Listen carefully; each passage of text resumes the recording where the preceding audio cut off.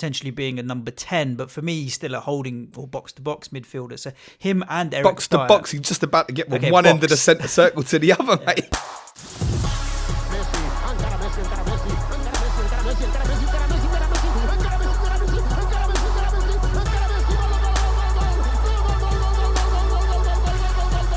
The Fantasy Football Show. Hello everybody and welcome to Planet FPL, the world where everything revolves around Fantasy Premier League. My name's Such. And my name is James. We made it back to London.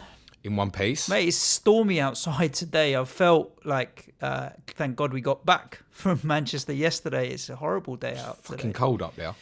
It was chilly enough, but you know, we had a beer coat on each. I mean, I don't know what the weather was like Saturday night. It could have been anything. End of game week 26. Well, it isn't because there's one more game tonight. And then we're on to game week 27.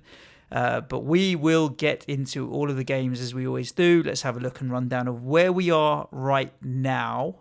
And then also we'll chat a little bit about Manchester, shall we?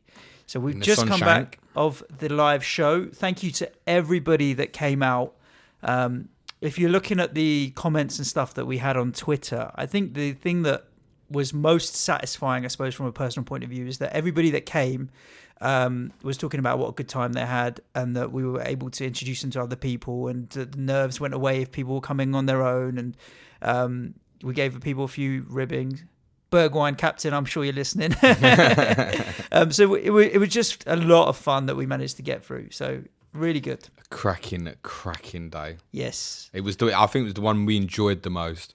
The first one was nerves. Yeah, you know why, right? The second one, I was so ill. And then this one just felt really enjoyable from start to finish. I explained it to somebody at the live show. You know why, right? Because we were in Manchester. So every time we've done a live show in London, we've got to go home, right? At the end of the day. Missus is there, kids are there. We were out. We didn't have to go home to anybody other than a Big Mac that we had end of the evening. Yeah, but the girl in the Premier Inn was not happy. No. So yeah, it was good to meet so many different people that came out and jumped on it. Shout out to Brian, he came down from Glasgow. You had Mark Badger all the way from Norwich. So many people. Thomas, and talking about our Polish friends, DJ Newton. He was in the house. Has given us a gift to Is that open what live this is? on the show. Yes. So he came to me at the start of the live show and said this has to be opened only during a live podcast recording in London. So then we had to take this box all the way back from Manchester to here. Okay. It's a wine box. Yep. But there's definitely no wine in it because I could do that.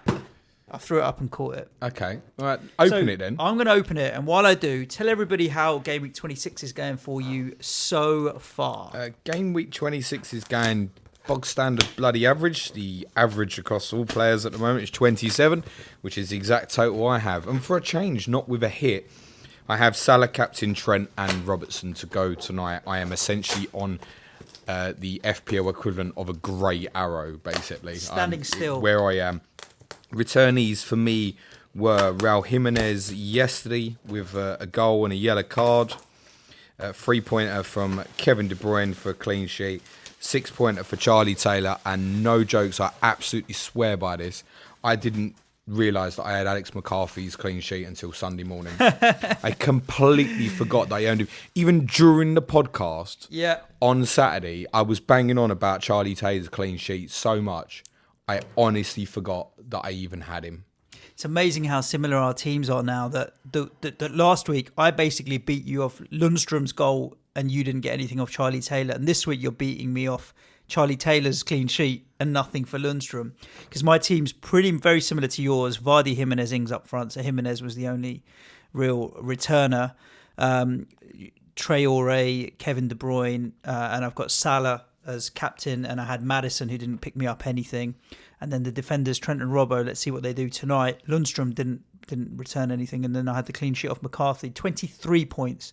So the lead now between us goes from 49 to 45. More than doable with a It's all it needs, isn't it? 4 points a week. Exactly. It's all that's needed. Yeah, we'll still have a go at trying to get you, mate. Yeah, of course. Let's do it. So what's in this box then? What are you thinking for tonight? You're happy with Salah's captaincy? Oh yeah, all day long. I mean, it's got to be. Whoa. What have you done? There was bubble wrap galore, And then I realised there was something fragile here. Salah's effective ownership is off the scale tonight. Ridiculous. Yeah, it's going to be It's crazy. just a shield. It's a mug. Yes, I'm sure there's a story to go with these mugs from Pavel as well. Well, it's very nice. I reckon he's made that himself. Yeah, That's what I'm going quite for. Possibly. There's no West Ham or Spurs differential between the two, no? No, Right. I don't think so. There are new coffee mugs, are they? This is definitely handmade. This is not a perfect These circular. are beer mugs. Oh, are they? 100%. Well, what you choose to drink out of it is entirely up Who to you. drinks beer out of a fucking mug? Well, if it's a gift that was given to me, I'll drink beer out of anything. Well, yeah, I wouldn't know, but... So, there we go. Cheers, DJ. DJ Newton, please make sure that every Planet FPL event you come to, you wear a crazy t-shirt. Other than that, thank you very much. I'm not sure if there's a letter in this, so I'm going to try and struggle with that. Okay. While you do, I'm going to give people a little bit of FPL advice this week. Yes. Do not make early transfers this week. This week or this week and next? Because originally you were talking in the lead up to Game Week 20. Well, I think it goes for next week as well, but I think especially for this week, because during the course of next week, you will start to get the picture of potentials of Game Week 31 and Game Week 34. Yeah. The FA Cup starts with Portsmouth Arsenal on Monday night. So from Monday night, you'll start getting a picture of what's happening in terms of Game Week 31. That's because the fifth round next week is between 27 and 28. The reason I strongly stress to wait, and this has been something that's been repeated by Ben Krellin on Twitter, is the unlikely scenario having Arsenal beaten Olympiacos in the first leg in Greece, but obviously a 2-1 defeat at home and what they would still go out. We think that if Arsenal lose, which now looks unlikely, there is a possibility on Friday that there will be an announcement about Manchester City and Arsenal in Game Week 29. If Arsenal go through, there could be a provisional announcement about Manchester City and Chelsea being brought forward to Game Week 29 on the basis of either one or the other making the FA Cup quarter-finals. So wait. And the reason I strongly say that is there are obviously so many in the community right now looking to break away from a template and do something different. And that obviously strongly involves the possibility of selling Kevin De Bruyne. Yep. You sell Kevin De Bruyne on Friday and then find out you're missing one game week and you're going to want him straight back in for a double. You're going to regret it. Now, we might not get the information Friday. We might get it Saturday. Correct. But what we can say in terms of on Friday, what we will definitely know is if Arsenal are through or not. And if Arsenal do go through, you can certainly say the chance of a 29 double is down to the only possibility of a pre-announcement of City-Chelsea. So my instinct, if you're asking me right now, is I think that Game Week 29 probably will not have a double, is my instinct at the moment. But you've got to be really conscious and aware that it is something that could happen. The other thing about early transfers is don't be like one of the 68,654 people at time of recording who have bought Serge? 68,000. 654 people this week have bought Heung-min Son. Pierre-Emerick Aubameyang Okay. with no game this coming weekend. Mine does slightly boggle somewhat, but I'm pleased for these people who have lumped on following his 2-goal return yesterday. Fuck me, even if he did have a game, it was going to be against Man City. Yeah. What are you doing? I love people. Do you know what this is? This is down to the sheer volume of players that we have in the game now. That it's gonna happen more and more and more. Like when we started the podcast, we ended the season. What was there in that season? Maybe 4.5, 5 million players. We're gonna end this season close to 7.5 million teams, and I say teams, not players, because I heard rumours about people that have 3, 4, 5, 6, 7 different teams on the go. So there's probably only like 3 or 4 million players, but there's 7.5 million teams. And in a lot of countries where people are playing the game as a game and not really looking at the fixtures and the football, they'll just bandwagon very quickly. It's surprising or unsurprising maybe how often the player that scored the most points the previous week is the most transferred in the next week. He does normally have a game though. Yeah, I understand that, but people should look and check, right? I just find it staggering. And it does happen every year. Yeah, it does. It's just getting more and more prevalent now. But, you know, it's not enough to maybe affect his price this week. Even Saka, it's 4.5 million. 23,000 have bought him. Now, I actually can get that a little bit because that might be shifting budget. Yeah, if you've got So Lundstram and you're... it's all right. well, if you're he's not a defender, shifting is it he? going, But, okay, I'm going to lose him this week, but that's the budget guy I want on the other side, for example. Yeah, I don't have too much of a problem with that. The spending of 10.8 million to, he's now 10.9 million Aubameyang for 70,000 people, I just find staggering. For context, that's basically the same amount of people that have bought Jota and Jimenez, walking into an amazing run of fixtures. And they do have a game this weekend. It's more than Jamie Vardy, who plays Norwich on Friday night. Don't forget, it's a Friday deadline, by the way, this week. Yeah. Anything to add? No, you need help, whoever you are. That's it. Yeah, I've got 2 frees going into this week. You do 2. And I will be holding and waiting to see. I think I'm going to solve my Lundstram problem this week. I'm keeping clear headspace, waiting for Friday in terms of what I'm doing. I will either sell De Bruyne, sell Grealish, or make a sideways move off of Diego Rico. I would like to make only 1 transfer rather than 2. But I'm also aware that there's Champions League football this week. I mean, De Bruyne could get injured against Real Madrid in a week. That would be sod's law, and it just takes the problem away from you. Then you have to sell him, for example. So, yeah, I'll be waiting as late as possible this week. That's strong advice. Next week, I feel a little different because you will start to get the picture as it goes on. Like I said, Monday night, if you know somebody you will becomes know available, if Southampton and Arsenal in 31 is going to be on or off. That might be the time to steam into Pierre-Emerick Aubameyang or Possibly. Saka or whoever else you fancy there. Should we talk about some of the games? There's 9 that took place, 6 on the Saturday, and then 3 yesterday. The ones on Saturday were a little bit of a meh, nothing. We needed crazy. more. We needed more goals during that podcast. We Saturday, did. didn't It was a little dull. There was a little bit of drama, but not to the extent that we thought. Well, we didn't know the extent of the drama, particularly that was going on at Burnley. But we'll come on to that. Chelsea 2, Spurs 1, which was the game that was live on. You obviously were disturbed a little bit by people playing FPL Live. No, it was fine. Yeah. It the right result, if you ask me. I was standing next to Sean at Spirit Blues at the start of the game, our Everton correspondent. He was asking me, are you confident? Well, I said, no, absolutely not, once I'd seen the team and that. I said, tell you what though, Sean, ask me a minute into the game what the score will be, and I'll tell you if we're getting anything out of this game or not. 3 minutes into the game, I turned to Sean and I said, you haven't asked me, and you don't need to, do you? And he just went, hey, no.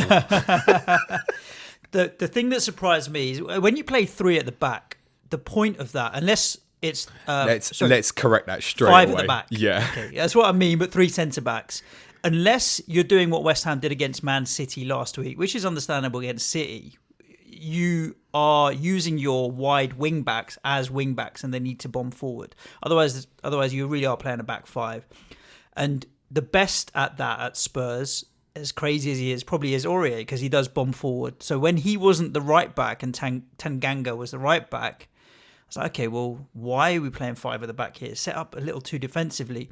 You've talked in the past about Ndombele potentially being a number 10, but for me, he's still a holding or box-to-box midfielder. So him and Eric Box-to-box, he's just about to get from one end of the centre circle to the other, yeah. mate. I thought Dyer and Ndombele too are holding 2, Winks, really. wasn't it? Yeah. Winks, sorry, yeah. Ends up being then 5 with 2 holding in front and then Lo Celso further up. It didn't feel like it had any real attacking desire. Let's not paint it any differently. This was 5-4-1. Lucas played off the left and Lo Celso played off the right, which Lo Celso anywhere other than centre midfield at the moment makes us instantly weaker. The single positive I would take out, actually there's 2 positives that I'll take out the game on Saturday. One, from a scoreline perspective, we didn't get our pants completely pulled down because Chelsea deserved to win by a far bigger margin. I mean, than the what times the they score hit was. the post and bar and saves from Lloris. Lloris did play well. And 2 was the positivity in Lamella when he came on. You know, some things which were right, wrong, but just brought some energy to the team. You said you wanted him to be the false 9. Yes, that is what I said. But I did. When I said that, I did know that he probably couldn't play, of course, more than an hour at tops. But I think that's how I would have set set up. up. You were vindicated in your thought process because when he did come on, I thought he was better, definitely better. He refused with his substitutions to change the system. Astonishing that it took him till 10 minutes to go to think, yeah, do you know what? I probably need to do a little something with this system here. Anybody who feels comfortable with their team playing 5-4-1 and wants to talk about winning football and all that, do you know what? Crack on. That shit is not for me, man. No. You can make a 5-4-1 very offensive by changing things in the system to the way Wolves do, by getting, obviously Traore didn't play yesterday, Traore and Jota come inside and get close to Jimenez, and then Doherty and Johnny get really high. Overlap. And then you're suddenly in a position of a 3-4-3 or a 3-4-2-1. Tottenham's 5-4-1 never moved. Like what was the target from the game? Was it to go there and get a 0-0? Okay, fine. I don't agree with it. But it was, so at 15 or 20 minutes in, do you think like you might want to start changing this now? Okay, it's 2-0 with 40 minutes to go. Do you want to start changing the system now? Maybe just have a go. Or is your pride too intact here? Any takeaways from Chelsea in terms of an FPL point of view? Yeah, Marcus Alonso, if he played every week, would be all in our FPL teams. I was going to say the old boys are rolling it out, and Alonso's were firm favourite from back in the day. But I mean, he could have had a couple, couldn't he? No, I mean, yeah, absolutely. Obviously, he hit the bar as well. He had a brilliant effort with his bad right peg in the first half. Different day, could have had 3 worldies in. Obviously, took the goal very, very well. He is a brilliant FPL asset. In his last 2 appearances, he has 19 FPL points. It's just one problem with that. Well, there's 2. Both of those returns were against Tottenham. And those are his only minutes since game week 10. It was suggested last week that Chelsea would shift their system to go back to this, to dominate Tottenham in that way that they had done in December. That's exactly what they did. I don't envisage Marcus Alonso staying in the team. Do you? The biggest question last week that we were asked was Son replacements, and if people wanted to stick within Spurs, Bergwijn or Moura were the 2 potential options. As it stands right now, if someone said to you Son replacement, you're looking elsewhere away from Spurs, right? Elsewhere, I'd look in the Championship first, mate. I wouldn't go near them, mate. Agreed on that. Again, Damon, like Bergwijn played through the middle at the weekend. Is he going to change that again against Wolves? I think I said this on Friday's final plan, he's just throwing shit at the wall in the same way Pochettino was and hoping that something sticks. There's a Tottenham rant coming again tomorrow. I think I should probably park it right Let's do there. it then. I don't think Giroud will keep his place in the team. Unfortunately for him, no. Chelsea's link players, Mason Mount and Ross Barkley, played really well. I'm a fan of Kovacic. I think people know that. I think probably the key takeaway here with Chelsea is I don't think that they'll stay with that system, but they might. And obviously if they do, then Alonso will remarkably come back onto people's radar. Burnley 3, Bournemouth 0. Just to, when we get onto Burnley 3, Bournemouth 0, because that has its own VAR controversy. If anyone is wondering, yes, we both think Lo Celso should have gone, as does everybody else. Yeah, and as 100%. as the people at Stockley Park, they just couldn't make it happen on the pitch.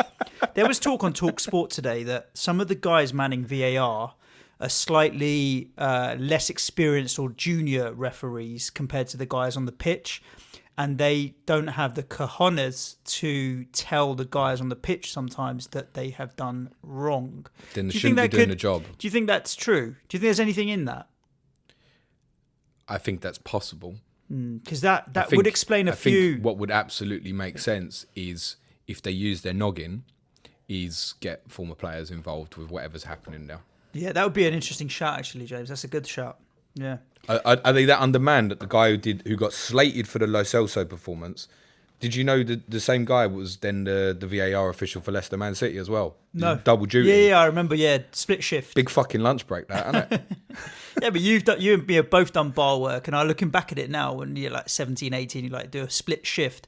You're like, what am I supposed to do with a split shift? Like kill 3 hours in the middle of the day because you don't want to pay me to work. Anyway, they're getting paid better than we did in bar work. I would think so. Burnley 3, Bournemouth 0. Ultimately, this is trouble for Bournemouth. Josh King's goal off his shoulder. Handball for you, or no? That's an acceptable part of the body for the ball to bounce off to go in. Yeah, I would tend to agree with you. I'm not like... All right, let's just close that and say, could you conclusively say that hit his arm? No, if it hit the top 100%. Of his shoulder. Well, I think it just hit the shoulder. And shoulder, as they said on Match of the Day, I think, is is allowed. Shoulder is an acceptable part of the body to score with. Yep. Where does your shoulder end, James? Exactly. This is the point. Different right? show, later time. This is the point, right? So we don't know around that. So that gets disallowed, and then you've got the handball that then leads to the penalty at the other end. Would you have given that handball? No. Again, No, I think bounces off him. I think it was Billings for me was just absolutely no way, just completely incorrect. I think the Adam Smith one that led to obviously the Burnley penalty was a judgmental call, and you couldn't 100% tell either way. Difficult, but then ultimately Burnley have run out 3-0 winners here. They did play well, especially second half. Well, Burnley played very well from the second goal. Basically, but Bournemouth had a 0-0. Bournemouth had chances. Like my Charlie Taylor clean sheet at the weekend is dirt lucky. Yep. That said, the flip side of that, Vidra, Rodriguez, 2 highest XGs of players in the game week so far. Well, Rodriguez is obviously because of the penalty, right? Surely. Yeah, but Vidra's was really high as well. Yeah, he had the chance before that he that wasn't given, right? Didn't he put the ball in the back of the net earlier before he actually scored? No, it was Taylor that sent him away for one, and he cut inside lovely, and Ramsdale made a decent save. Yeah, and he took the goal really well. I think that the one thing we'd say about, say, Vidra, for example, and Jay Rodriguez, we know historically that when they're doing well, he doesn't like to change the team. Correct. So I don't know. I just feel with Vidra, he's now come on at Southampton, scored. Obviously played a large portion of that game. He's played all of this game, basically. Scored. Done well. He stays in the team, doesn't he? Until they don't play well in a game. I just feel like that's how Sean Dyche works. I think it would be a big call to leave him out. There feels like there's a movement in terms of feeling for him from the fans at the moment, in terms of he's come in, they know he's under pressure, he's performed well in these game and 3 quarters. And I think he would keep the shirt at the moment. And they've now come out of a period that looked really tough. They go to Newcastle this week. We've got Jack at Turfy Topper on Thursday's Clash of the Correspondents. So we'll challenge him in terms of where they're at. They're on 37 points, I believe. Is that correct, Burnley? Yeah. No, Yeah. 37. Yeah, you're right. They were on 34 before and they've jumped up 37. Challenging for the top 4 all of a sudden when they were going down 5 games ago. I don't That's know how about quickly that, it will mate. switch. But Bournemouth, on the other hand, I know this sounds bad, and Neil Grover, our Bournemouth correspondent, follow him, AFCBNG. Thanks for coming to the event, mate. It was nice to catch up, albeit briefly. However... He popped in and he went to Burnley and I said, you come back afterwards. He said, depends on the and score. He said, depends on the score. Yeah. So, ain't seen you again, am I? But I know this is harsh, but I want Bournemouth... If Bournemouth drop into the relegation zone, then I feel psychologically they're screwed. Because? I just think they won't have it will be a real body blow to them to drop into the relegation zone, and I don't think they'll have the confidence to get out of it. I think Bournemouth are, put it this way, of Brighton, Aston Villa and Bournemouth that are above us, I want Bournemouth are the ones that I think are most likely to drop down with us. So, and I want to get above them. Okay. Yeah, I just feel that that's the one that could go down. If you're a Bournemouth fan, don't look at your fixtures. Yes, this is the concern, right? Once they drop in, the difference in me emotionally from when we were like 15th, 16th to being 18th, 19th or 20th is massive. It really has a big impact on the players and what have you. So let's see what happens with them. But yeah, it's not looking good for Bournemouth. On the flip side, I mean, Josh King back in the team and doing well and for all intents and purposes scored if it wasn't allowed. 6.1 million. He's a good, cheap make weight if you wanted somebody. What are our thoughts on Bournemouth's availability over 31, 34 as it stands at the moment? I think it'll come round of interest. It depends how many games we have, right? So think if we were to end up with 5, for example, those who are free hitting or not free hitting will just ignore and go somewhere else. Yep. Obviously, if it's 3 games, they might be the sort of one where you want to hedge your bets a little bit with a Wilson or a King or something. Yep. I don't Harry know. Wilson, maybe even. You could argue you'd go an all-in strategy of maybe like Burnley defensively and then perhaps attackers from Wolves and Bournemouth. There's different ways of maybe playing that. But I think it would only be if you had got stuck with 3 games that you'd look at them. Let's see. Let's talk about Palace Newcastle, which was a predicted 0-0. I thought it was going to be, and in the end, to be fair, other than PVA's great finish off the free kick, it could well have ended 0-0. Although Palace did have chances, Jordan Ayew should have put the ball in the back of the net. Yeah, you're harsh here. I think Palace well deserved to win. Yeah, well, but it could have been. It could have just as easily have been a 0-0. I'm saying it was only 1-0 at the end of the day. So had it finished 0-0, you'd have said two defensively stubborn teams have ended out a bore draw. But Ayew definitely did have the chances to win it. Yeah, interesting notes. Obviously, Scott Dan covered in for James Tompkins, and Benteke stayed in up top. Yep. With Ayew to the right, which was interesting because Tossum was back on the bench. I think that was a big win for Palace. We talked about them needing something over this little spell. I think that'll be enough for them now. One more win or something will be enough to keep them up. I think they'll be absolutely fine from there. Newcastle will actually, oddly enough, come out the game more of interest, I think, for people when you consider Jamal Lascelles at 4.2 is obviously in my squad. St. Maximin.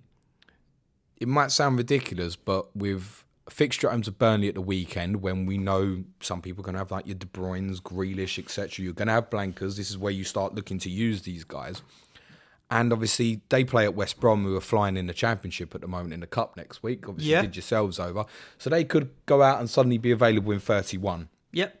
Now, if you want to say go back to Bournemouth, comparing to Newcastle at home to Villa in 31, that's the point where, say, for example, that fixture is on. You ain't even looking at Bournemouth. Mm-hmm. You'll go and that's where you'll take your splits. There is Newcastle and Villa. Yep. Okay, yeah, Grealish, St. Maximin, Almiron, whatever. Joe Linton. That's a Manchester joke for anybody that remembers our pal there. Yeah, he loved him, didn't he? Maybe just because he hasn't scored since he played against Spurs in game week 3. I think everybody's heard this stat going around now that it's been 32 hours or something. Really, as long as that? Yeah. Wow. Well, he's played nearly every game. He had a substitute appearance at Sheffield United in game week 15. Other than that, he started every game, mate. Mm-hmm. It's not like he's been in and out the team. 3 attacking returns all season. The last one being an assist at Manchester United in game week 19. People always talk about the end of the season being Patrick Van Aanholt's time where he comes good. He is the defensive flat track bully attacking return. He never scores at like Anfield or anything like that. It's always shit teams at home. He always seems to score. Do you think you had thoughts about getting him into your South team? I nearly did. In fairness, I did get Jack Stevens, so it didn't work out too bad. Are you going to consider PVA? The reason I went Jack Stevens rather than PVA is because I already had Gator as well. Right, okay. So that's why I went that way. That's a Friday podcast explanation, I think. Let's talk about Sheffield United 1, Brighton 1. If you take the words of our Brighton correspondent, Sam, on Twitter, he was very complimentary about Sheffield United. He had a tweet that absolutely banged. Said that they nicked the draw, but he'll happily go away and take that point. And that psychologically was a big point because it's put a 4-point gap between them and us. And it means even if we win today or Southampton or what have you, we still wouldn't catch them. I say today or Southampton because we know today's going to be very, very tough being Liverpool.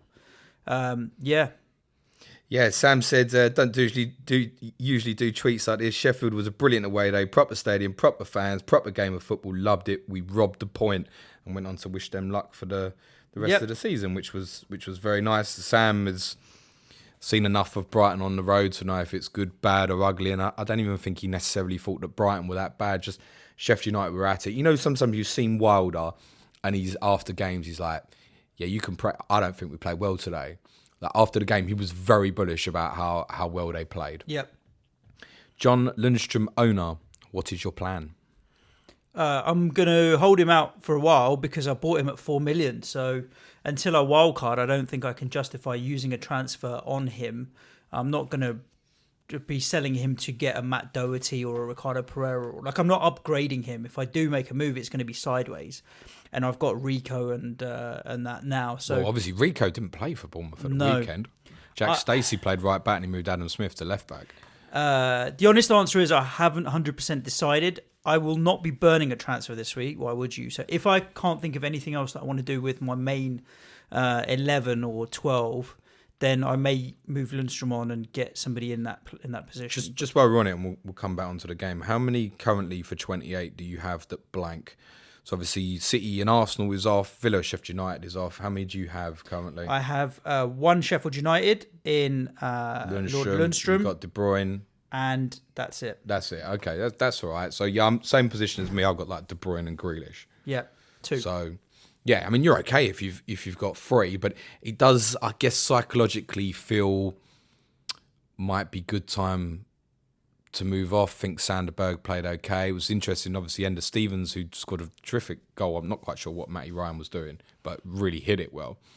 Ben Osborne got basically his first minutes of the season, and Tomo, our FPL Blade, our United correspondent, said that he was really good when he come on at left wing back, which, as far as I know, he was covering the central midfield position. It's another one to potentially compete with the shirt, because I think that's more of his natural position is inside the middle of the pitch. Yeah.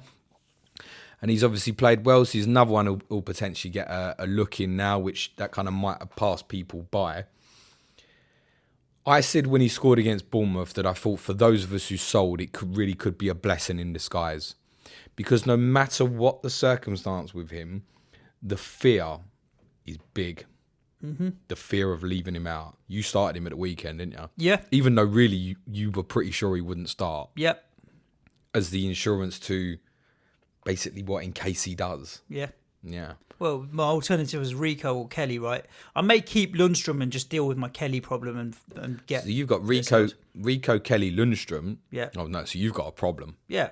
So you've actually only got 2 available defenders right now for the weekend. Correct. No, yes. If we assume that Rico's Kelly gonna didn't play for Palace and Rico injured. got dropped for Bournemouth, so we don't know the situation now. Yep. So you're down to Trent and Robbo. You need to make a defensive change. How much money you got in the bank? That's a very personal question, Sujan mate. Shah, I'm coming for you. That's a very personal question, I'm mate. just wondering with the value you've got in these 3. 0.4. Oh, so you can do a little bit. You're all right. Of course. I'm going to bet money that by the weekend, Big Tasty is in his team. I'm going to bet money I get Charlie Taylor. I'm just copying your team just to stop you catching me Getting now. both, are you? Maybe. Let's see. Southampton 2, Villa 0. I didn't see that many of the highlights of this. Goal for Morpay, just saying. Yeah. Don't get him back. Don't go back to them. One of the things I was speaking about on the podcast was like, look at their bench. You've got so many players in there on the bench who could all play number 10, and it was like none of them were in the team. No. Suddenly with Morpay and Murray back in the team. Trossard and Jahan Bagash. Yeah, mad. Yeah. Southampton 2, Villa 0. I can't say I'm disappointed about this defeat for Villa, because again, I just need them all to be kept within touching distance of West Ham. So, but I haven't seen all of the highlights on this, but does the fact that Southampton won 2-0 and Pepe Reina had to make 7 saves tell you the story of the game? Yeah.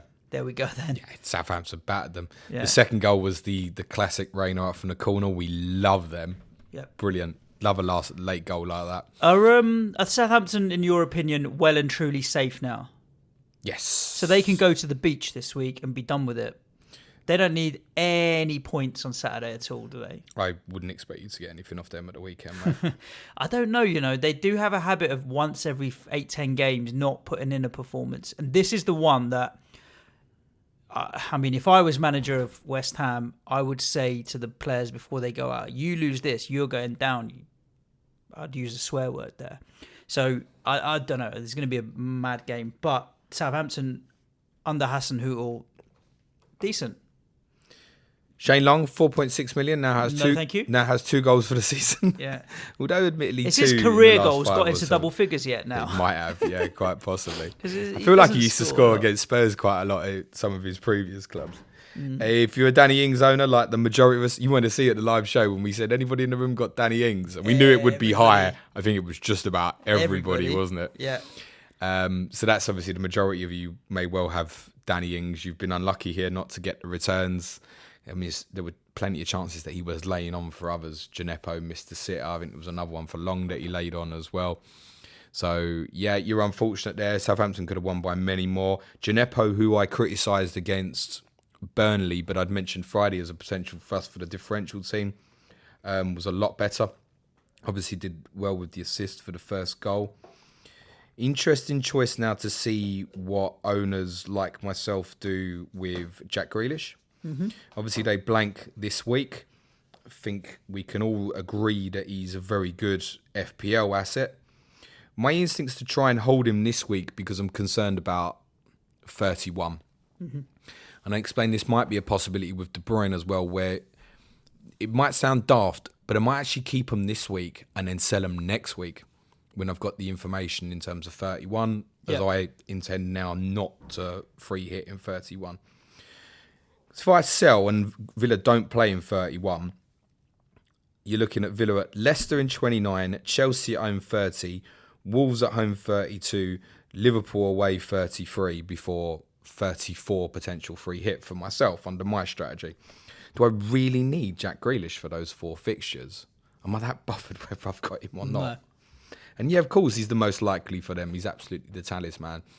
I said last week after they played us that I was very, very concerned for them. And I think Saturday's highlighted that again.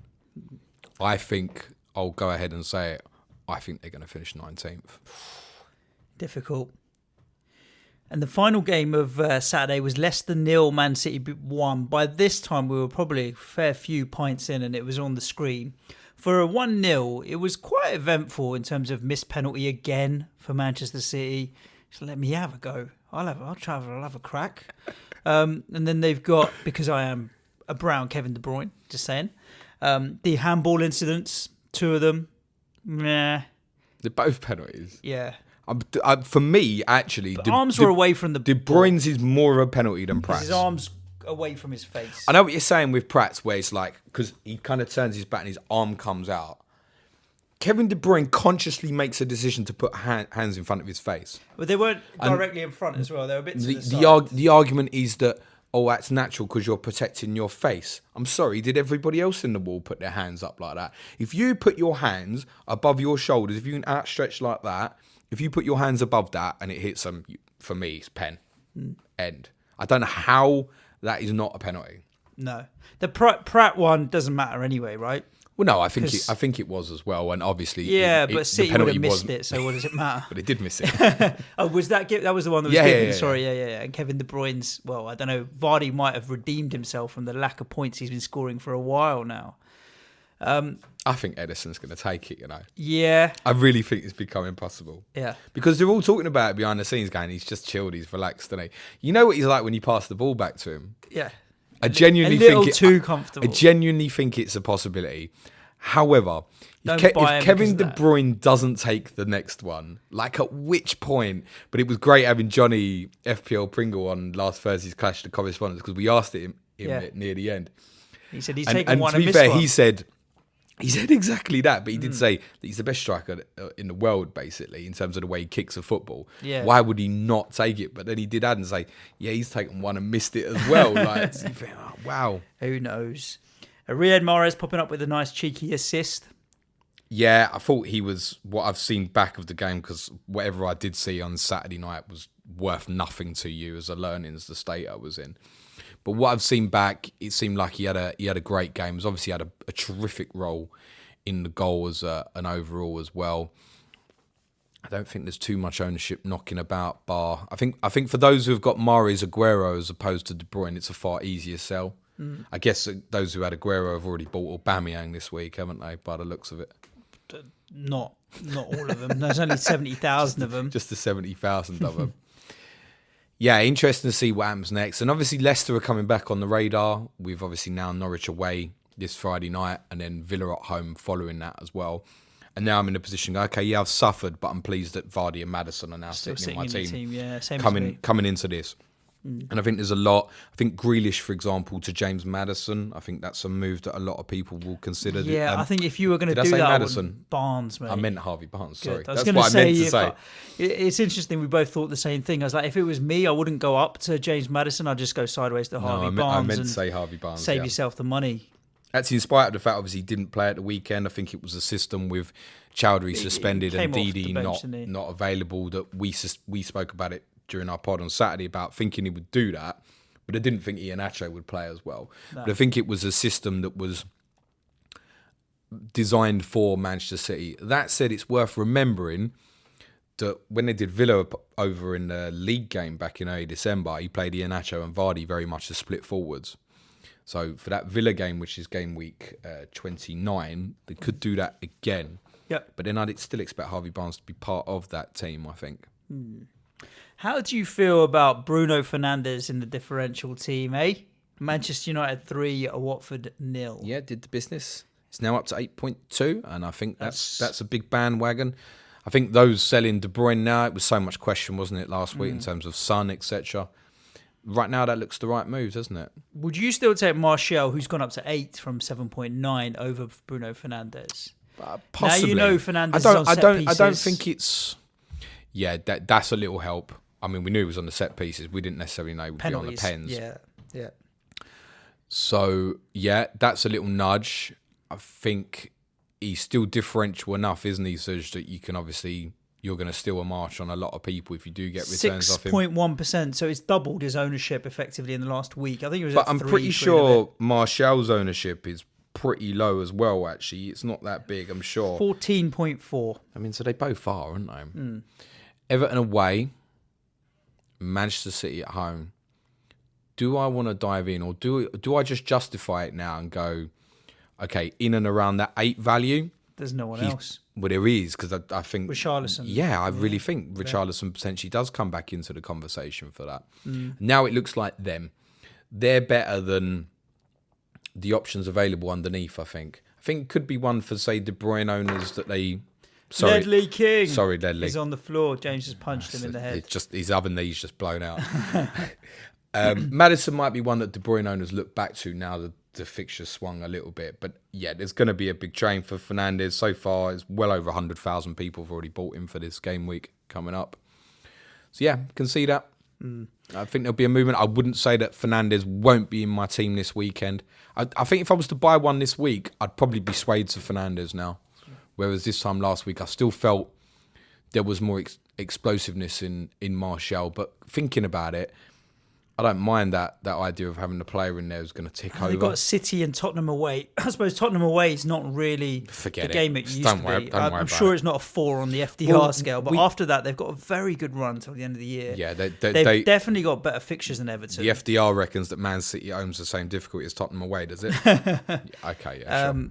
I think they've definitely got the upper hand on Everton on fixtures over the next 6-8 weeks. Yeah, but then there's a high chance that Everton will be, say like again for me, strategy-wise, there's a high chance that Everton will become available for 31. And then suddenly I'm looking at it and going, I might be in a position here where I'm going to want a bit of Richarlison. Talking about covering that, if I'm going to cover people's free hits with what I'm doing manoeuvre-wise, Richarlison and Calvert-Lewin, if Everton play at Norwich in 31, will all be in free hit teams. So therefore, looking that way might be a more sensible idea for me. Richarlison's one as well. I'm not bothered about him fixtures-wise. I thought we'll talk about him in a minute. I thought he was outstanding yesterday. I thought he was so good. Watford haven't won in 5 now. Yep. I don't know if... they've got an easy fixture this weekend, though. They are... the new manager bounce is done. Nigel Pearson's new manager bounces. They played all right. What I've seen of it until it got the 2-0 basing and the heads went a little bit. I mean, let's not forget Martial's finish is a brilliant goal, and Greenwood smashed in his as well. I don't know what I've praised Eti and Capu in a couple of times over the last couple of months. I don't know what he's doing on that third goal in terms of his attempts of attack on the halfway line. Little things like that effort there makes you think, oh, I know what you're saying. Is that the bounce gone? Like the heads have gone a little bit. Yep. They are in the middle of a tougher period, but I think actually coming out of it, theirs looks better than most longer term from now till the end of the season. I suspect they're going to be all right. I mean, they were borderline going 1-1 here as well, weren't they, with the disallowed goal off of Craig Dawson's arm before Troy Deeney bundled it in. Liverpool at home this week, but then afterwards I look at their fixtures and I think they're better than the others. They've got a period of 3 home games, 32, 34 and 35, Southampton, Norwich and Newcastle at home. Those 3 games will probably decide what's happening with them. Agreed. Let's talk about Norwich and Wolves 3, Norwich 0. In the words of Mark, FPL _Badger, Norwich equals spineless, a walk in the park for your boys, Bradley Parker. That's the first time I felt like he's come out and kind of attacked them, really. Yep. Yeah. Wolves can make anybody look bad on the day just with the way that they play and keep the ball and press you and control the tempo of a game. So they can make anybody look bad. But here now, seeing that, we already knew Norwich were as good as gone. I think it's done now, isn't it? Yeah, I can't see them getting out of it. And from an FPL point of view, those that went back in on Pookie, it's just not worth it now, isn't it? I think you can just safely say that they're a write-off almost from an FPL point of view. Unless and when you're using them in a free hit or something to tide you over, I don't see why you would want to go anywhere near Norwich. No, I'm sorry, no. The other interesting thing from our live show in Manchester was you asked the question, stick your hand up if you are doubled up on Wolves. And it was a vast majority of the room had doubled up on Wolves already. We had a Twitter question the other week about trebling up on Wolves, and someone had got stuck with Dendonka. Wolves, flavour of the month at the moment. Yep. Our friend Drew, Athletic FPL, we were sitting before the live show, and he was like, I sold Kevin De Bruyne for Jota. I was like, that's a bit of a weird one. And he's like, yeah, I know, I don't know, maybe it was impulse or something. I don't know why I did it. I was like, probably because of the last 72 hours, what you've seen, and bang. Yeah, he's laughing followed all the way Thursday to hat trick with another two. All the way to the FPL bank. So good one on that for sure. He's a consideration, but if you already own Jimenez, you're not going to double up on Jota, are you?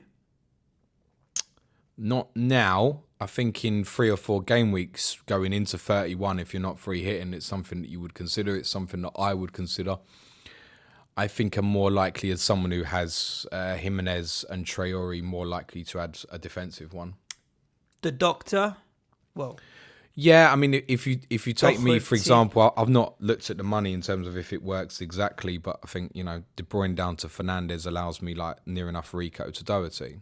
More than. I think it's just about right. You'll get 2. It depends what time price you bought Kevin De Bruyne. I haven't got a lot in the bank. I'm 1.1 up on De Bruyne. I bought at 9.7. It's 10.8 at the moment. So I'd only be getting 10.2. I think Fernandes is 8.2, isn't he? Correct. You get 2 million. Rico, I get 4.3. Yeah, I can just about make it work. You've got a couple of pips in there. I've got 2 threes. It's one I'm considering, but I think then for me, I'm probably more likely, in spite of the fact Wolves have obviously, and it was worth saying, Manchester United have had 3 clean sheets in a row now as well as of Wolves. I don't think I'd want to force Doherty in before the Spurs game when this week, for example, I have Lascelles and Taylor. Mm-hmm. And I'd be quite happy to field either of those with Newcastle and Burnley playing each other. At the moment, I have it bust with both playing, for example. If I buy Fernandes, I'm already going to have to leave one of them out. If I buy Doherty, I'm leaving both out because you can't leave Doherty out, whatever the fixture. Really. I may double up the midfield and bring Moutinho in instead of Cantwell at the moment. Cantwell's a bench fodder doing nothing for me. And the money differential to get from Cantwell to Moutinho is a lot less than maybe a Rico to a Doherty. And I'd rather do Cantwell to Moutinho with a small amount of money, and that frees my third defender slot because I still fancy a bit of Ricardo Pereira at the moment. I think he's playing really well. And so if I had to spend 6.1 now, I'd rather do it on Pereira. I don't know what Pereira's actual price is, but than Doherty. I'd Arsenal Murray, he'll tell you. Of course he will. No, but he'll reply to me with a thread. I don't have time to read it. There you go. For people that don't know about Neil's threads, you do need to find Ron Neil Dino on Twitter. Good luck with Playmaker, mate. Yes, I'm ready and signed up. I just need to figure out how apps work, basically. Good stuff. Pereira's 6-3 at the moment. Okay, so yeah, he'd probably be ruled out from. No, I could do that as well. You could do it. Go on, do it quickly now.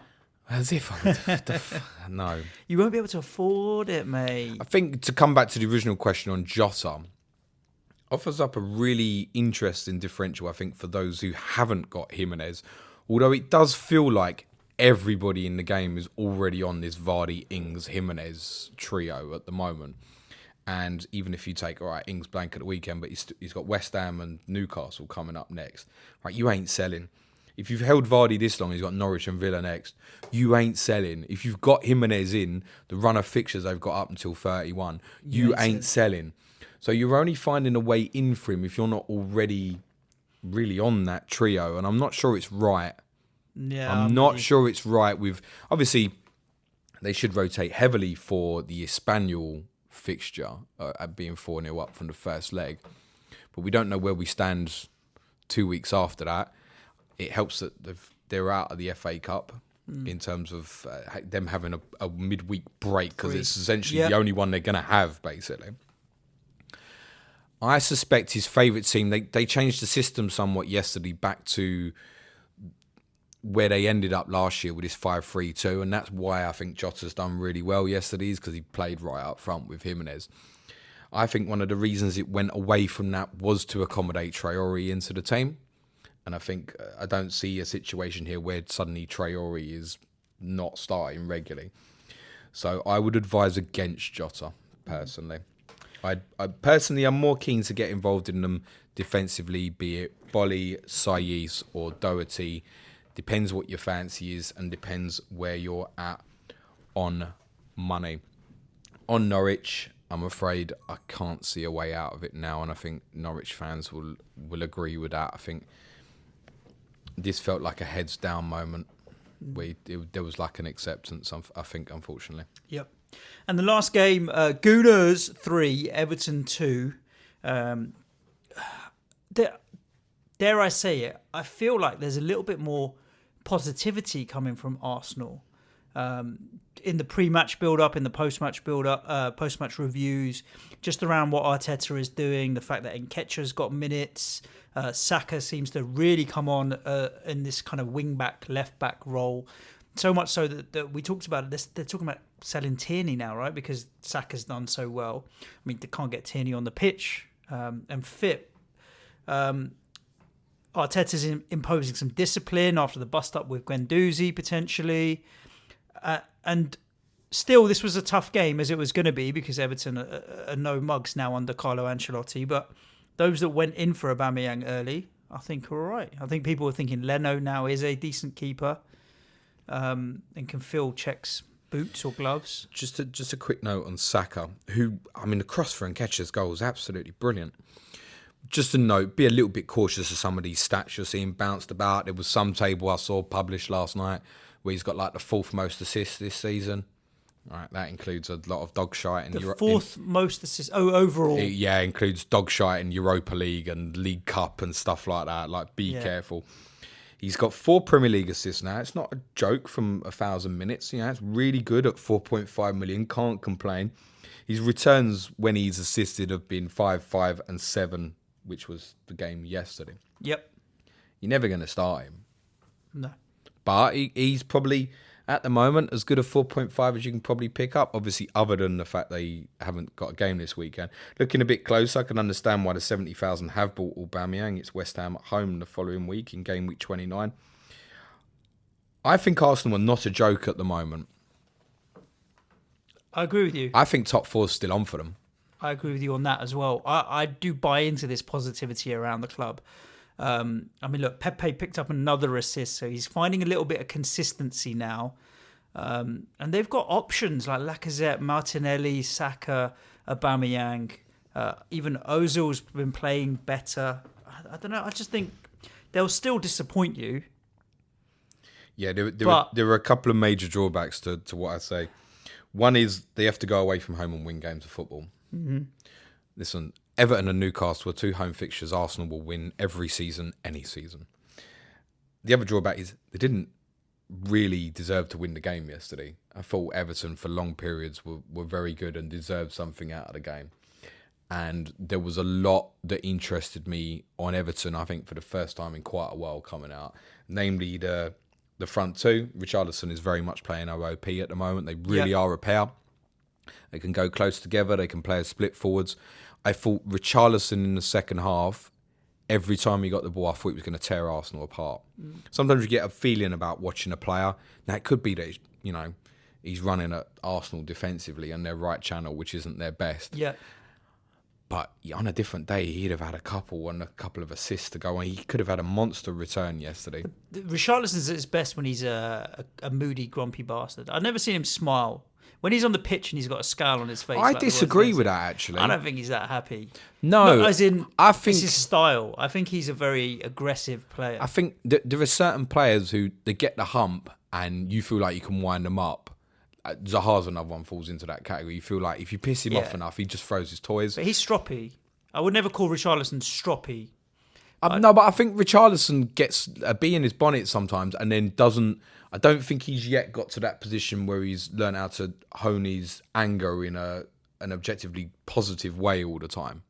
I feel like he's enjoying his football at the moment. I think that's the main thing. Yeah, but that doesn't mean that he doesn't play with an aggressive style. I think his style is like in your face. And I don't think he will smile when he does it. In Calvert-Lewin, Richarlison as a mate that he's really enjoys playing with, they'll be far better for, and really great to see Andre Gomez back. Yes. As soon as he was on the pitch, Everton started playing the sort of passing balls that they wouldn't be playing otherwise, because this guy, he's a very good technical midfield player. They have a dog of fixtures. I know you like that term, Suj. Dog's but dinner. I might buy Richarlison, you know. Yeah. I might. 6.2 million. I'm just thinking Danny Ings is now, if I was to sell Danny Ings, I'd get 7.7 million for him. Calvert-Lewin's absolutely fine. I feel like with these two, you can look beyond the fixtures a little bit, but I couldn't justify anyone buying Calvert-Lewin over one of the others I've mentioned. Like, for example, if you don't have Danny Ings at the moment, or, you know, Vardy, Jimenez or whatever. I probably would say Calvert-Lewin over Jota. Yeah. Probably just because there's a bit more security. Like, he's a lock now. He's a lock, and he's shown again at the weekend he can score in some of these more difficult fixtures. Talking about our mate Neil Murray again, he's got bloody both of these at the moment. He has, and he did it as a 2-week punt, and they both returned 2 weeks in a row. So will he get rid of them now? That's the question. That's the question. There isn't anything defensively from Everton that would interest me, though. I felt like the defending on the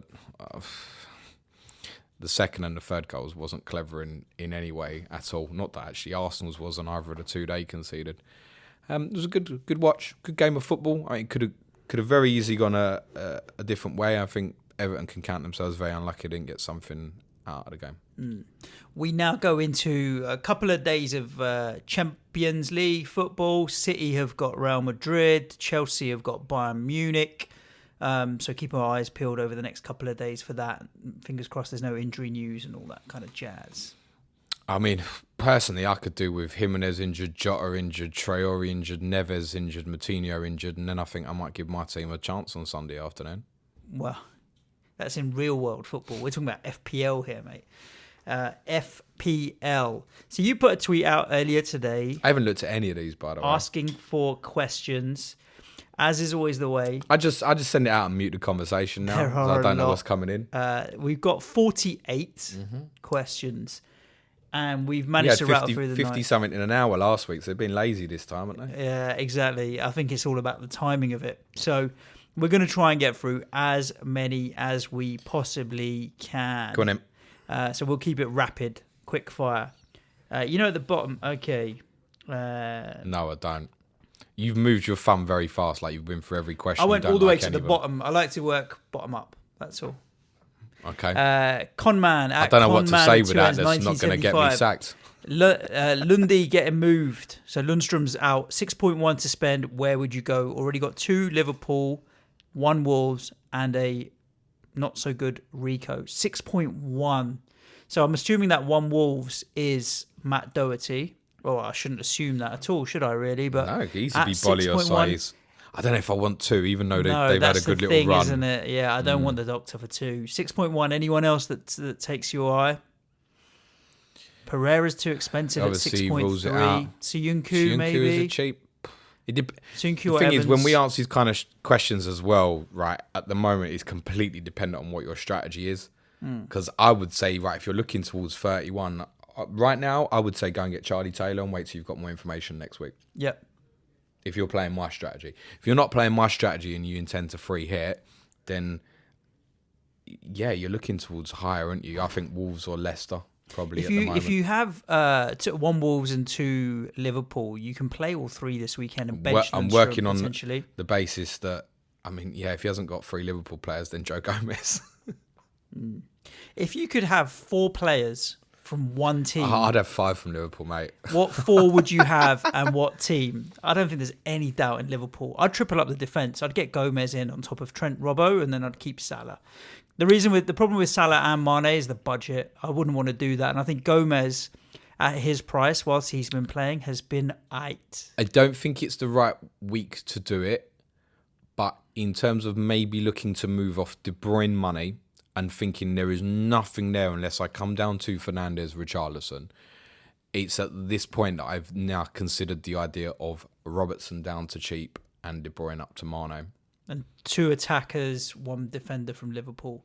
But yeah, 4 players from any one team would have to be Liverpool, surely. Trent, Robbo, Mane, Salah. Trent, Robbo, Gomez, Salah for me, or Mane, whichever. Take your pick. Van but Dijk.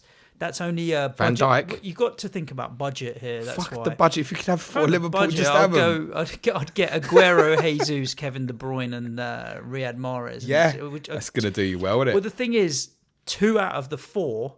If 2 out of the 4 return, you'll probably get a ton of But we've points. been able to get 3 Man City players all year and haven't gone near it since the start, really. So, yeah. Which leads on to FPL. 100%.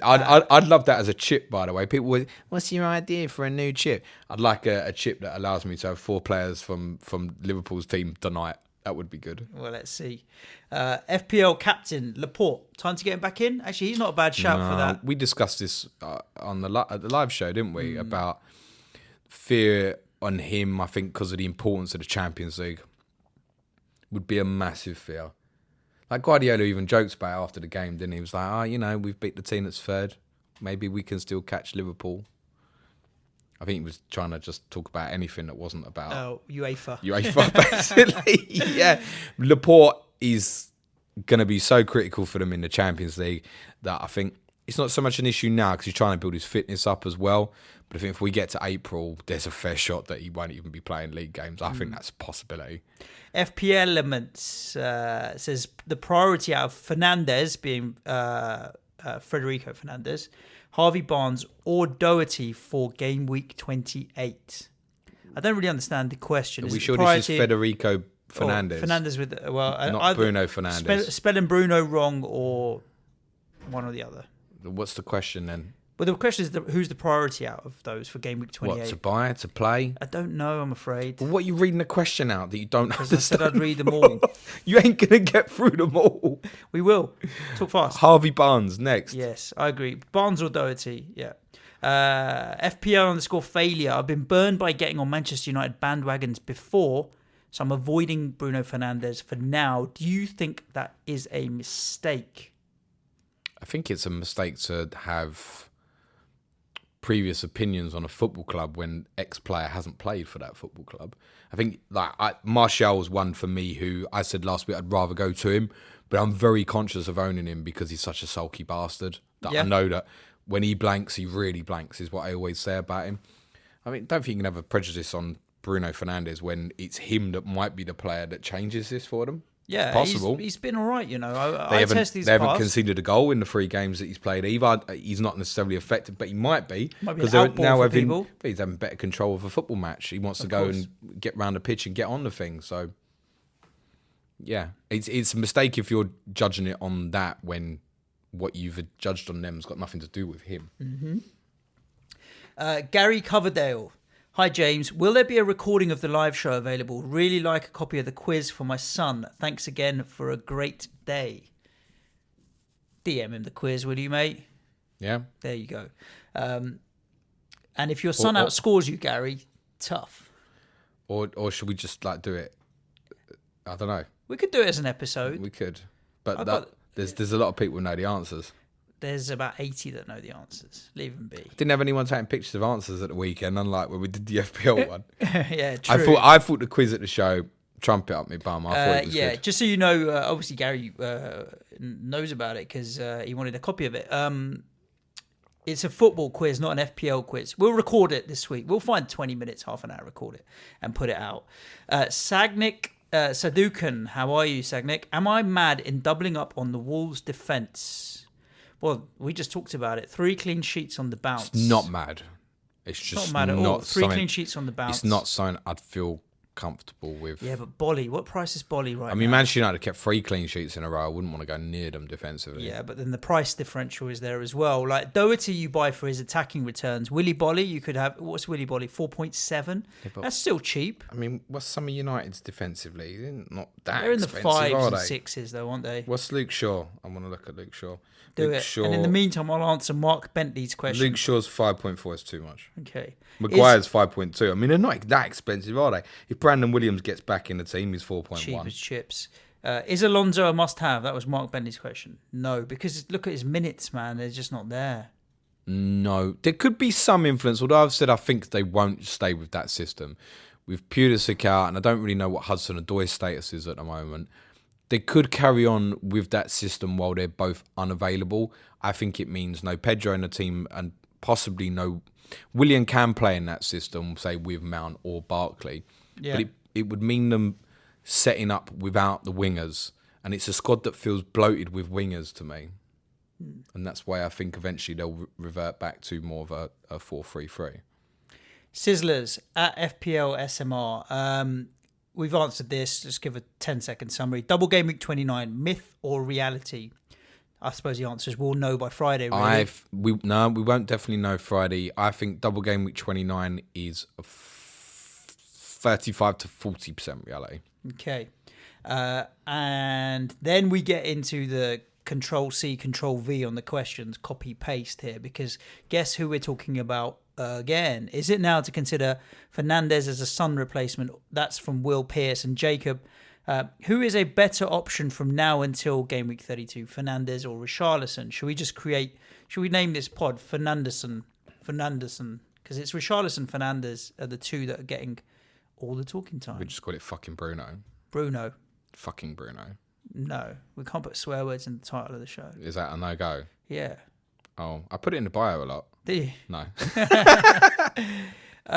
Fernandes or Richarlison? I think we've agreed Fernandes probably, but there's not much. No, I haven't agreed that at all. You said it. No, we haven't agreed that at all. You I said, think it's really close. You said probably Fernandes is the better option, but it depends on your strategy. Yeah. I'm going a different route, and strategy-wise, it might be Richarlison for me, you know.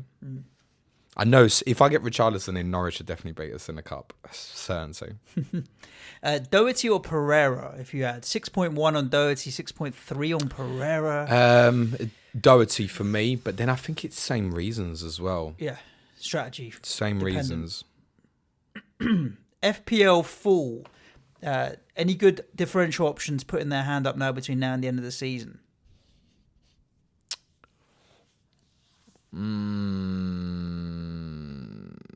None at Spurs. Marcos Alonso. Difficult because I think really differential wise, I mean, there's none better really than sort of Fernandes Richarlison at the moment. Yeah. In terms of their kind of ownership, what's Richarlison about 11% owned, 12% maybe? It's not a lot. We looked Friday and he was 10.1% owned, Richarlison. Fernandes is what? 8% or something, did you say? No, 6.1. 6.1, that's so all. Much lower. They're the best two. Ian Other than Davis. that, defensive ones. I don't know about this question. I'm going to ask it to you anyway.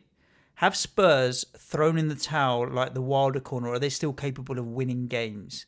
Like, from what you saw from the team, are they demoralised? Are they demoralised? Yeah. Wouldn't you fucking be if he was your manager?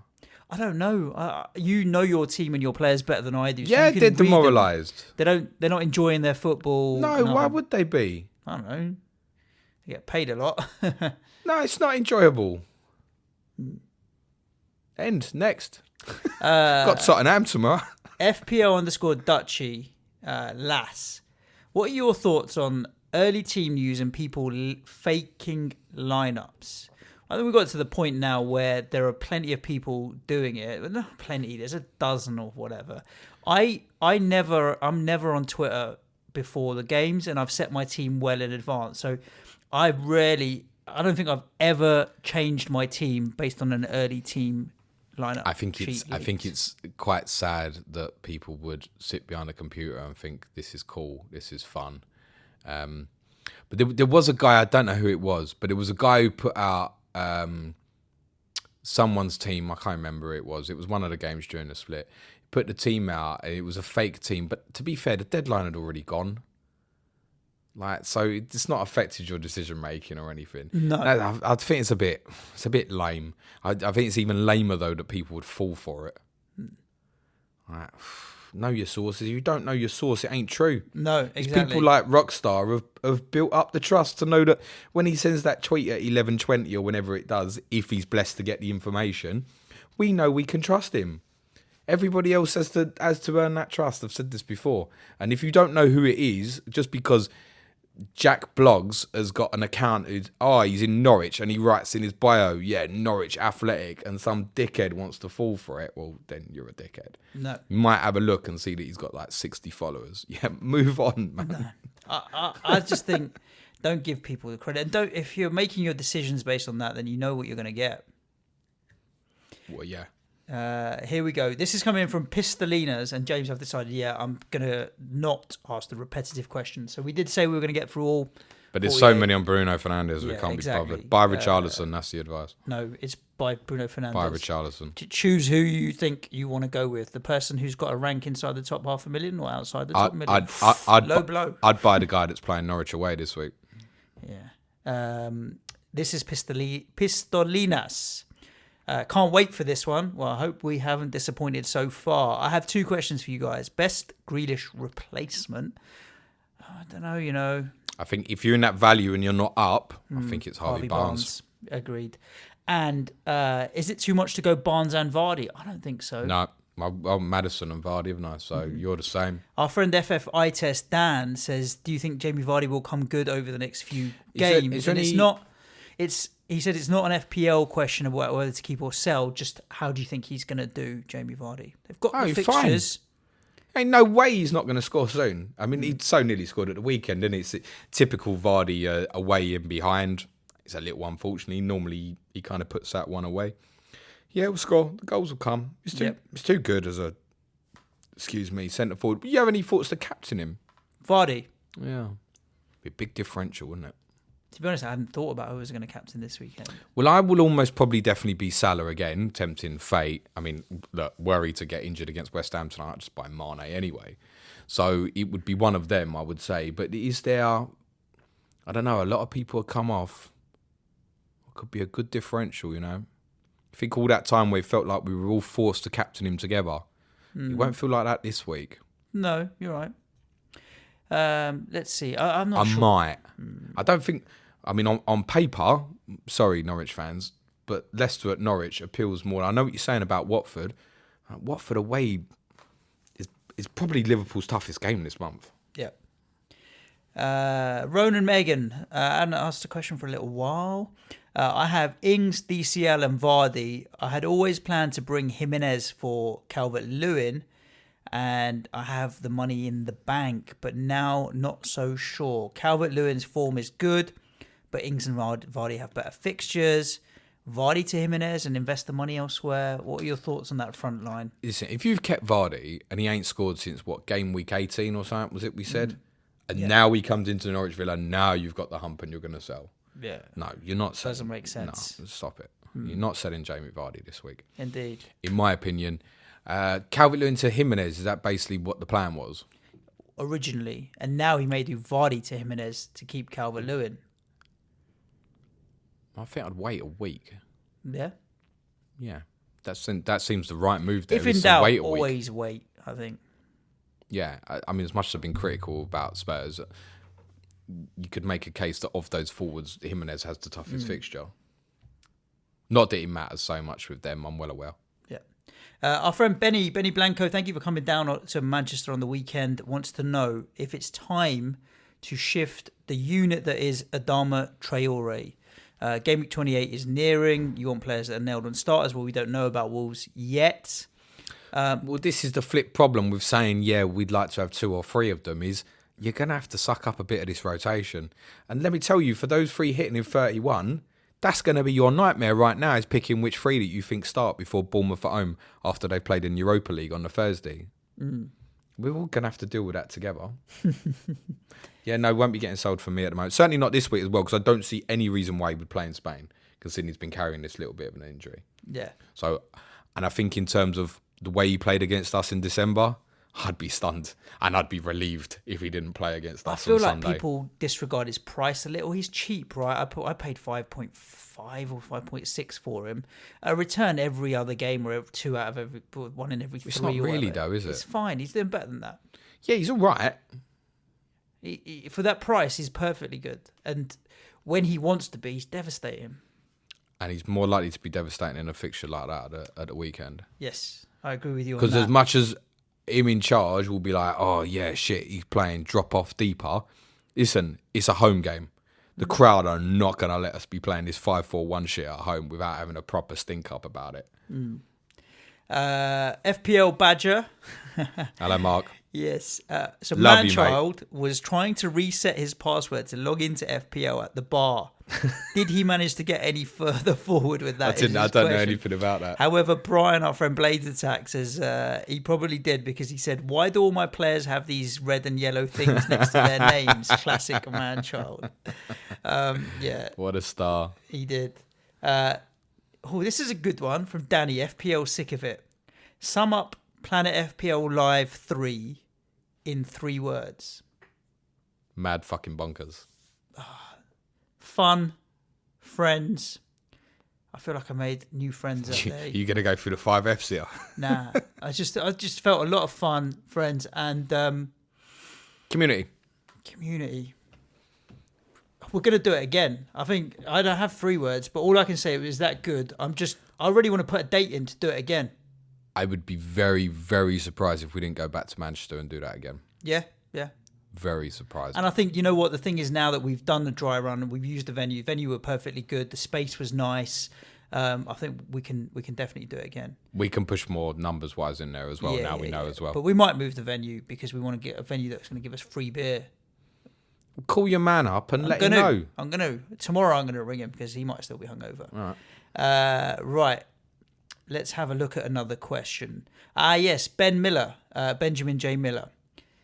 Thank you. Yeah. Thank you Ben, for the cheers, beer, mate. Ben. I should have tweeted you. I'm such an arsehole, but I was drunk, and him saying that just reminded me. Yeah, exactly. We've been on a bit of a recovery. So Ben's in America, and he called the bar up and paid for us some drinks for us. Yes, exactly. What a fucking guy. You're mad, but thank you. We really appreciate it. We do.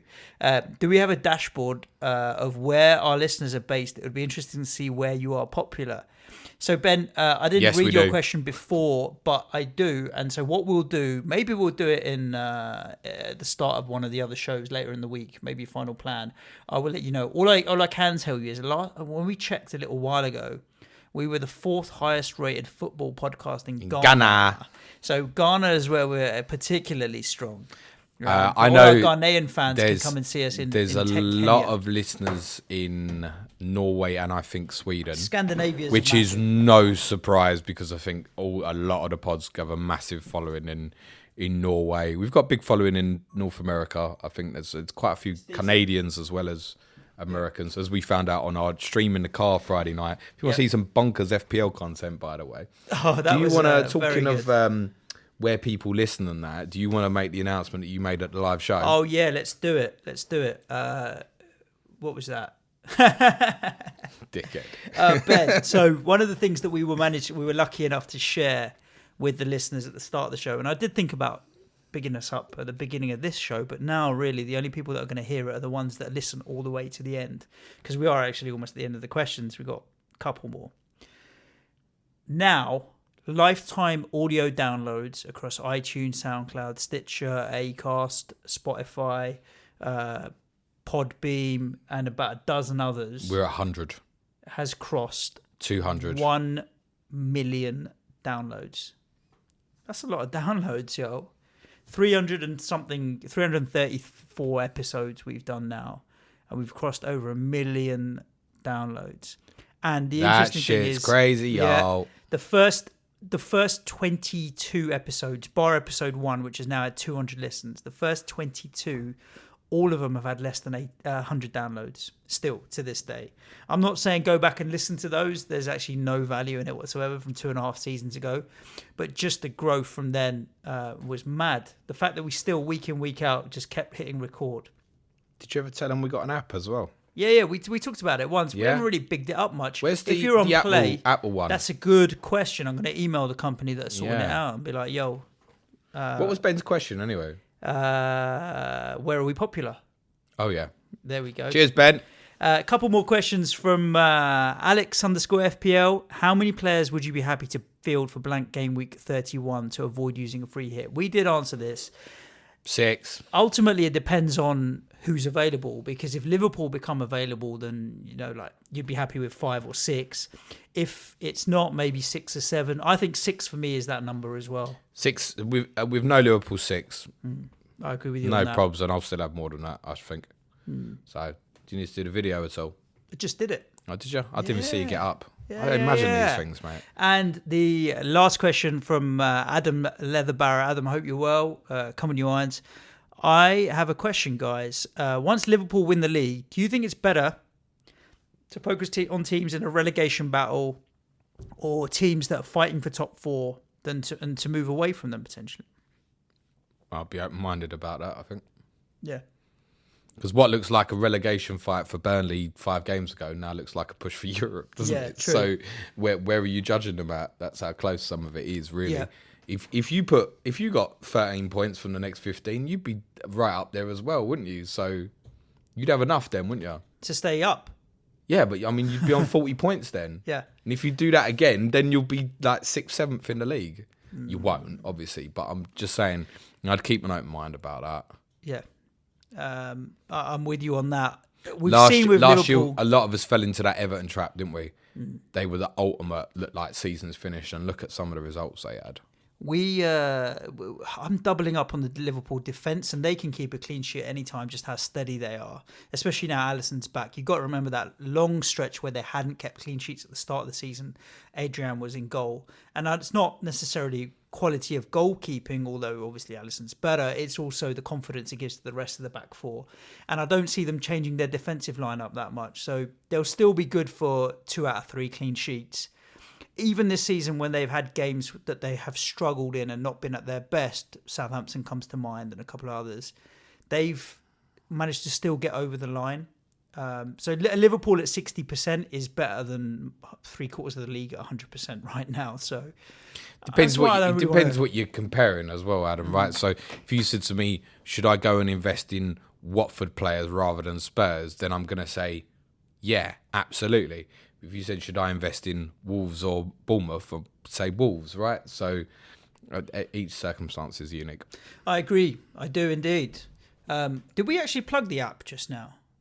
I asked you. We talked about it, and I'm losing my mind.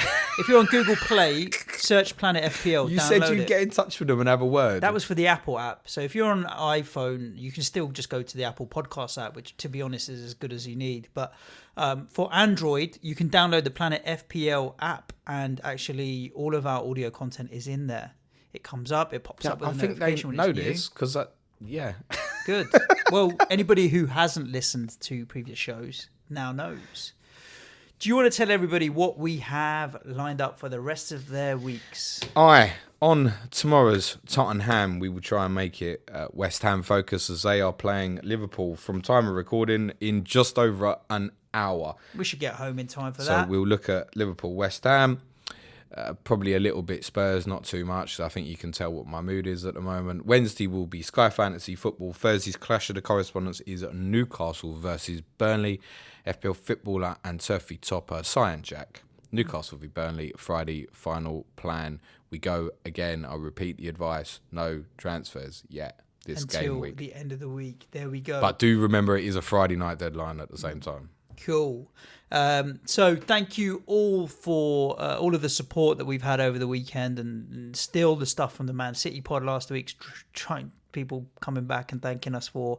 We got a lot of content coming at you this week. Do hit like, subscribe wherever if you're on any of the app stores or podcast apps or what have you, or on YouTube. All of the notification subscriptions do make us feel a little bit better about ourselves. We don't make any money, but massages the ego, which is worth. You particularly like 20p. that? Yeah, of course, I love it. I'm already thinking about where we're doing Planet FPL Live for. Love an ego stroke. Well, yeah, it may, depending on how the fixtures run now, end up having to be FA Cup final day, because I'm hoping it's not FA Cup final day. you're not going to get there. The only reason it'll be not FA Cup final day is if you're in it, and that's not going to happen. To be honest, I don't really. If like Arsenal are in it, I'm not going out. Fuck that. Fuck your FPL live off, mate. I'm not going out if Arsenal are in the final. Oh, let's see. So yeah, thank you for all of the support. Do share the podcast with all your FPL playing friends. Other than that, ciao for now. Cue music, man, child.